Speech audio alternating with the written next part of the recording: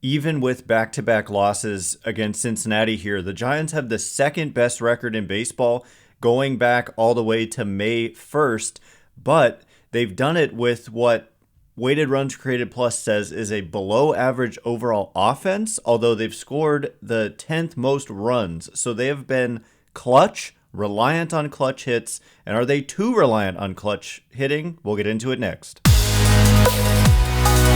You are Locked On Giants, your daily San Francisco Giants podcast. Part of the Locked On Podcast Network, your team every day.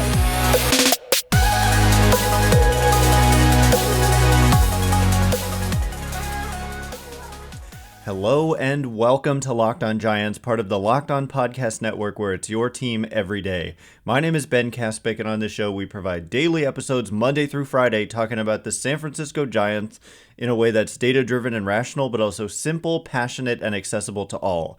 I'm a former contributor for the baseball statistics and analysis websites Beyond the Box Score and Rotographs. I've been podcasting about the Giants since 2015, and I'm a lifelong fan. Thank you for making Locked On Giants your first listen every day. We're free and available wherever you get podcasts, including YouTube. Check us out there if you have not already, and hit that subscribe button as well. Coming up on today's show, yes, we are going to discuss a little bit like the fact that the Giants lost these last two games in Cincinnati with a continuing theme about the offense, because consistently they have had trouble, and they have had trouble against starting pitchers. They have had trouble early in games. This isn't really like looking to me like a fluky thing. It's just kind of like a continuing pattern. And we saw it today against the pitcher Abbott, and the day prior, the Giants only got 2 runs, so they ended up with just 3 runs across the final 2 games, 1.5 runs a game. That's not going to do it, so no surprise that they lost them both. And on in the third game of the series, on Wednesday evening, the Giants were not clutch. They had a couple of situations, second and third, 1 out, and then bases loaded, nobody out. And out of both of those situations, they ended up with a grand total of 1 run. And so what this kind of means is that they're not like consistently setting the table. It's more like when they've had opportunities, they've come through more than the average team by a lot. And in fact, they've been one of the most clutch teams in baseball, if not number 1, especially going back to May 1st. So I like to go to May 1st for a couple reasons. Number one, it's a long time ago. We're almost 3 months removed from May 1st. And so it's not like we're just cherry picking here. Number two, when we're talking about offense, May 1st was right after the Mexico City series. That the last day in April was the last game of that 2-game series in Mexico City. And so that kind of skewed the numbers. The Giants hit a lot of home runs there. I'd really like to be able to remove those games generally from the overall season numbers, just pluck them out and see, because that it does skew it a little bit. But like I said, the Giants are tied for the 10th most runs in baseball since May 1st. However, by weighted runs created plus, which is an all-encompassing offensive metric, 100 is league average. The Giants are at 97 since May 1st, which ranks 19th in Major League Baseball. And so to be 19th in this number and to play at a pitcher-friendly park, yet to be 10th in runs, tells you that it doesn't totally add up in a good way. I mean, these wins are in the bank, right? So you can't take them away from the Giants, but it potentially, when you're projecting forward, you can't necessarily rely on that going forward.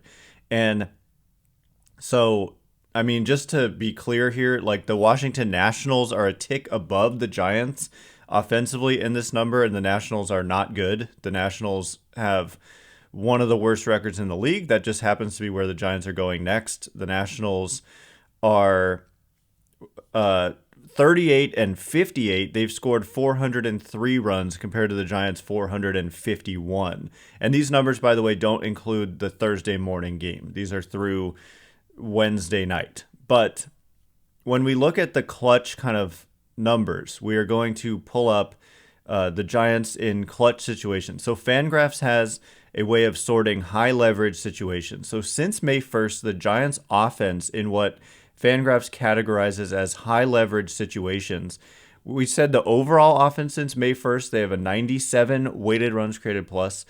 100 is average. The Giants have a 135 weighted runs created plus in high leverage situations since May 1st, hitting 316. 316 batting average, 390 on base, 497 slugging. A 182 isolated power, which is in high leverage situations, that ranks 8th. Whereas in kind of normal leverage situations, the Giants are like 20th or something in this isolated power number. So the power just hasn't really been there as much as you would like. But man, I mean, the clutch hitting, like I said, these wins are in the bank the way that they've been able to have the second best record in baseball since May 1st. They're 43-27 since May 1st, counting today. And that is, in fact, the second best record. Only the Braves have a better record since that time. And so when we look at, okay, how about in low leverage or medium leverage? I'll actually combine low and medium. I'm able to do that with Fangraphs.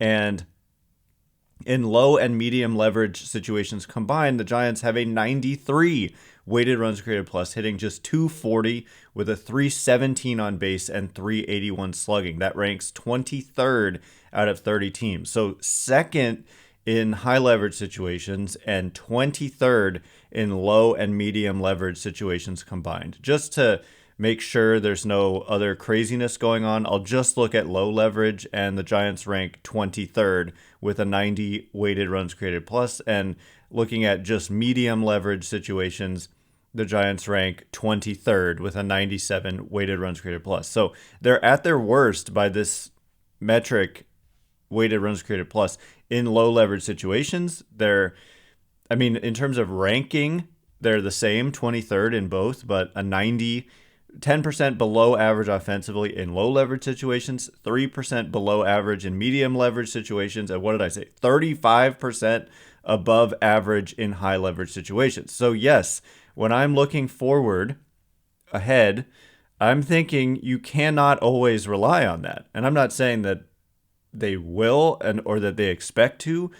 I'm just saying, like, you get games like today and yesterday where you're just not producing a lot offensively, and you're not always going to have great success in those situations. And so what do the Giants do about it? Because they've got players getting injured and the trade deadline is coming up. And so, they have an opportunity ahead of them to do something to address the offense. But right now, players continue to drop like flies.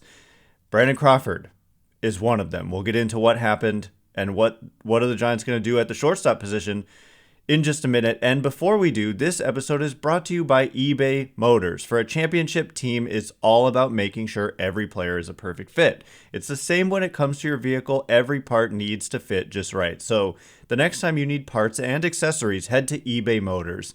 With eBay Guaranteed Fit, you can be sure every part you need fits right the first time around. Just add your ride to My Garage and look for the green check to know that the part will fit or your money back. Because just like in sports, confidence is the name of the game when you shop on eBay Motors. And with over 122 million parts to choose from, you'll be back in the game in no time. After all, it's easy to bring home a win when the right parts are guaranteed. Get the right parts, the right fit, and the right prices on ebaymotors.com. Let's ride. eBay Guaranteed Fit, only available to U.S. customers, eligible items only, exclusions apply. All right, here we go. We're going to get into the Giants' offense continuing to lose players, and they're running further and further into their depth chart, and guys have injuries that haven't even put them on the IL but have prevented them from playing, and then we've got a stomach bug. So man, Giants are just beat up. They've been beat up all year. Thanks again for making Locked On Giants your first listen every day, everydayers.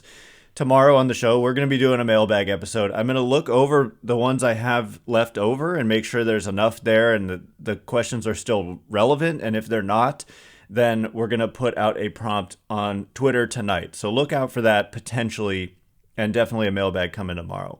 So yes, Brandon Crawford to the injured list with this knee issue that has been bothering him last season and now this season as well. It's left knee inflammation.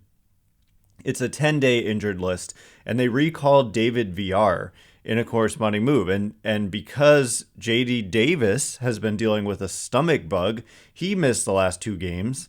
And David Villar, he came up in one of those big situations I was mentioning. And so that could have been the difference between winning and losing that game, having David Villar come up with runners on second and third and nobody out in the third game of this series. And Villar struck out. And then Brett Wisely also struck out in a strike him out, throw him out double play to end that inning.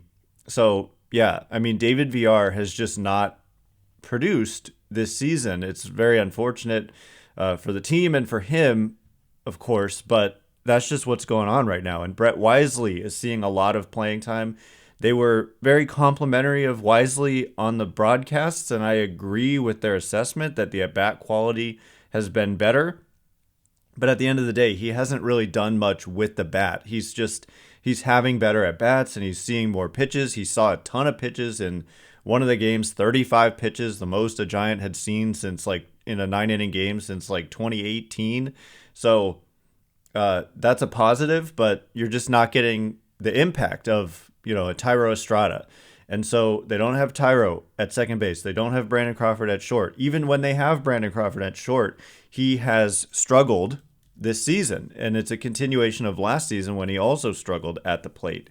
So, yeah, I mean, Crawford is hitting just .207 with a .285 on base, .333 slugging. It's about 30% below average offense. And last year, he was close to 15% below average offensively. And so this is the last year of Crawford's contract. There isn't a definite answer, although Marco Luciano, as we discussed on one of our shows this week, was just promoted to AAA. And so could Marco Luciano become an option at some point in the not too distant future? He could. He definitely could. And that's where the Giants are at right now, is that they are going to be trying guys out if the guys who are filling in aren't producing. And right now, not only has Brett Wisely had better quality at bats, but so has Casey Schmitt. And then defensively, both of those guys, Schmitt and Wisely, have done just a really nice job defensively. I think Wisely played a huge role in the 11-10 win that they had in game 2, and defensively and turning that double play, he slipped on the base and still managed to make a somewhat decent throw over to first that was dug out by Wilmer Flores. Casey Schmitt at short, I've seen some impressive things from him. The arm definitely plays, but at the end of the day, neither of those guys has hit enough to warrant being in the lineup every single day. And so when you look ahead to the trade deadline, which is very quickly coming upon us here, we are significantly less than 2 weeks away. It's 2 weeks from Tuesday, from this past Tuesday, August 1st. And so, yeah, the Giants, for a long time, we're talking about starting pitching, and I still think that they could definitely afford to add a starter. In fact, I would argue that they probably should. And I mean, what's crazy, I wanted to mention this too, is that since May 1st, like I said, they have the second best record in the majors. And I want to add to that they have the second best earned run average in the majors at 3.55. And so that is nothing to sleep on. And this is where I first went down this rabbit hole, was by saying that it really has been pitching and defense, because I was looking at that weighted runs created plus. But it's really, I mean, the cliche, I've often pushed back against it. Pitching, defense, and timely hitting. People saying that's what the Giants are. Like in 2021, when they won 107 games, people would still say that. But it was not just timely hitting, it was really good offense. But this year, it hasn't overall been really good offense. It has been the timely hitting. And so it's a good formula. If you can just keep that up, it generally has worked, and that's why they are where they are record-wise and in the standings and all that. But, I mean, to me, that was a mild surprise to see that they had the second best ERA in the majors since May 1st. So the pitching, despite having only 2 starters, really, that they could totally rely on in Webb and Cobb, and even today, Cobb didn't have a good start at all in Cincinnati. So I don't know. I could definitely see the need for another strong starter to group with Webb and Cobb, especially when you're looking at a potential playoff series. You don't want to only have two guys you can trust. That could be a recipe for failure.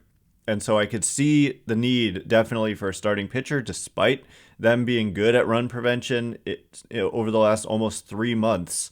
And by the way, the fielding independent pitching backs that up. They have the second best fielding independent pitching in the majors. And so over that span since May 1st.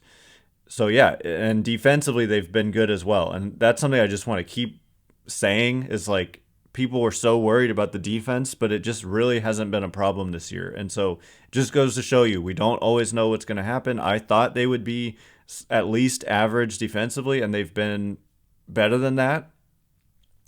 I don't have like the total season numbers pulled up, but I know they're in the top 5 or so by a lot of different metrics defensively. It depends on what you look at, but it really hasn't been a problem. And since May 1st, according to Fangraphs, this metric called defensive runs above average, which incorporates a lot of different components of a lot of different defensive metrics and also applies positional value, taking into account that different positions are more or less valuable than others.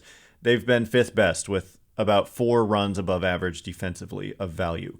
So anyway, it has been pitching, defense, and really clutch hitting that has led the Giants to the second best record since May 1st.